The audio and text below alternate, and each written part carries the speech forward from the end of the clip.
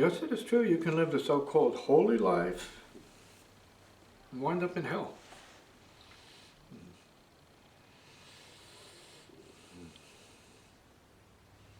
You can live the dark life and maybe wind up in heaven.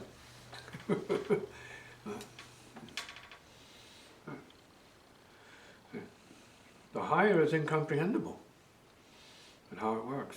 It really depends on what your payment has been. And in certain scriptures you hear these kinds of stories. I say, well then, the student asks the sage, well, how many more lifetimes do I have for my payment? And the sage may say to one, 10,000. And the sage may tell another one, 1,000. And the sage may tell to a third person, well, maybe one more life.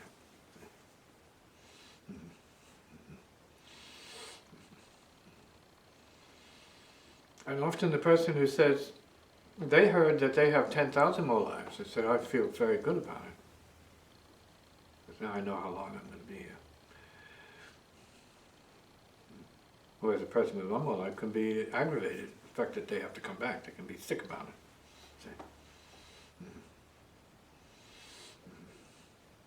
Who's the wiser?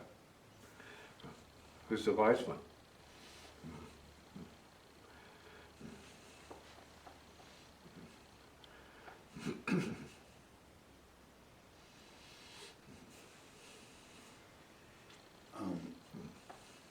Are we trying to reduce the number of incarnations by accelerating something? I think you'd like to believe that for yourself. Depending on where you are on the material scale. You might want to come back and have a bigger business and have a bigger party at the same time, have more to lord over, and for some people they think that's heaven. That's happiness. And then you have those on the other side of the fence who say, having nothing is heaven.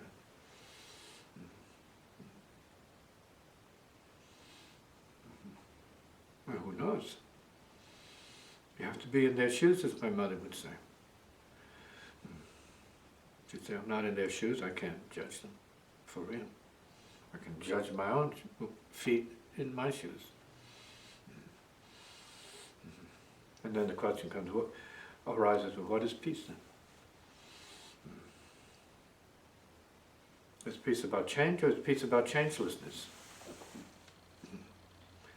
Is wisdom about change, or is wisdom about changelessness?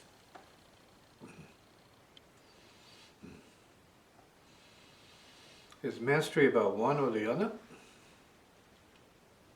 Is it about both, or is it about neither?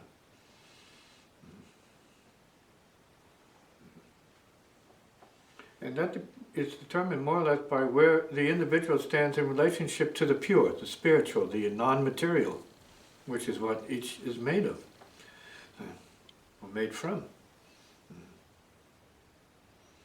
And since we're so, let's say, familiar with the time-space, hustle-bustle reality of the physical plane, who knows any deeper than that? Who really doesn't know anything deeper than that? Who do you turn to for knowing anything deeper than that?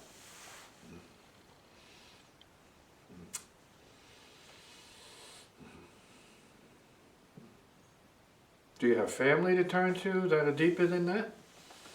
Do you have friends to turn to? Do you have spiritual people to turn to in terms of that deepness you need so deeply?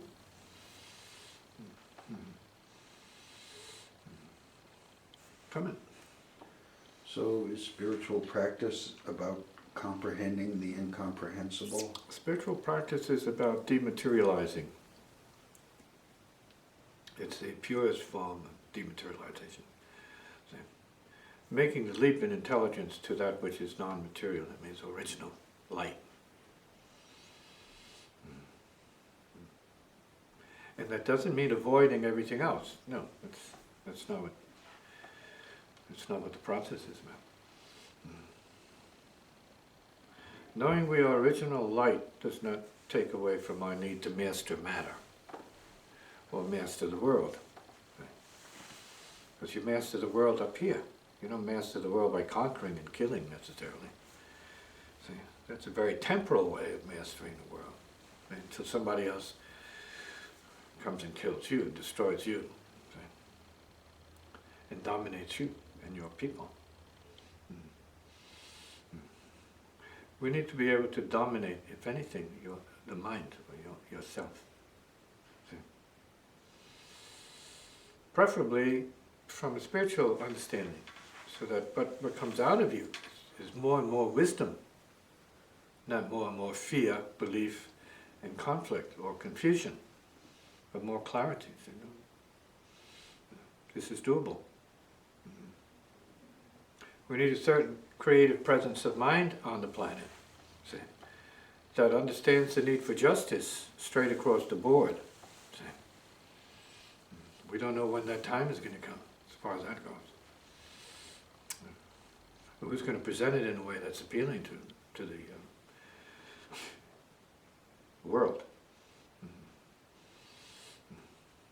Because we have humans that have descended to a hellish realm, so they don't distinguish between good and evil. They let base instincts dominate their consciousness, and then they subject everybody to that base.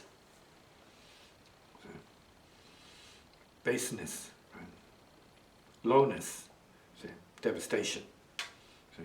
No regard, respect for life, no glorification of the moment in terms of spiritual reality.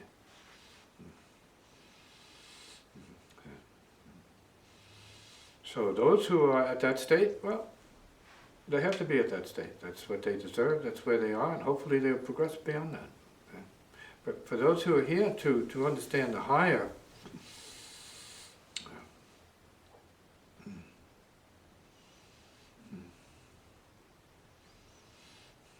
they have their work cut out for them.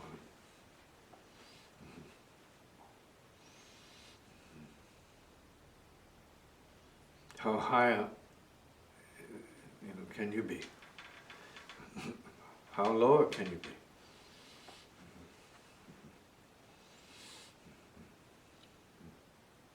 So we have to have a certain kind of understanding of the heart's place in the mix.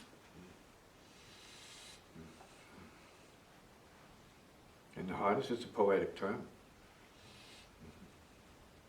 but it's a useful term. Because then it's like, well, what does your heart want? See, does it want to be destroyed? Really? Does your heart want your family to be destroyed? Really?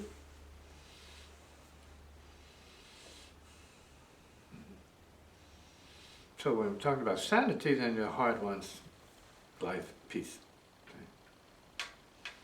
Goodness. And I'm not saying that that's not attachment, because that is a form of attachment, but we're saying then we are attached to living this as good men and noble people. So, Does spiritual practice begin with a decision or a choice? it's ongoing. When you're talking about a certain form of it that can come into consciousness, and then you can step into it as a plateau of practice, perhaps. So a formal practice. Say, no, I'm going to formally practice this because I'm influenced by this tradition or that tradition, or because I have no other choice and this is what I'm doing, and so here I am. It's a form of purificational practice. That means I recognize my garbage, personal garbage, and I want to get beyond that so that I'm in the clear. So there's no neuroses. So if you're an artist and you know that the best place to work from, really, is without the neuroses. Even though when you have neuroses, you want to be able to dedicate it to your art form, in the hopes of being free of it in your own case. Say, I want to make a song out of this, so I feel I'm beyond that suffering, or loss, or whatever it is. A relationship, that time in my life. And so that's a form of maybe purification for some. We have to get beyond the whole life itself, not just these little things that happen that we make more than perhaps they need to be made of. We need to see life from a higher vantage point. What I was born to do, what I got, now what do I need to be, to be happy? And if we're talking spiritually, there's a lot there. If you're talking materially, then you got to take what comes with your material path. Okay. Maybe you'll make your billions. If your billions and trillions is what you need, maybe you won't. It's a good possibility you won't, but there is a possibility you can do it. But here we're talking about happiness and awareness and intelligence, creative capability, to make yourself happy and others happy by understanding neuroses and stepping beyond that, so that you are in a higher state, let's say a natural state, say a peace and healing. And then you work from there, so that you become a peacekeeper. Not passive, but you become an active peacekeeper. I don't mean protesting, but you become an active peacekeeper by living the peace like the natives do. You don't have to protest. You just live it. Live in tune with nature in its manner of speaking. I don't mean particularly trees and grass, but nature, say psychic nature, spiritual nature.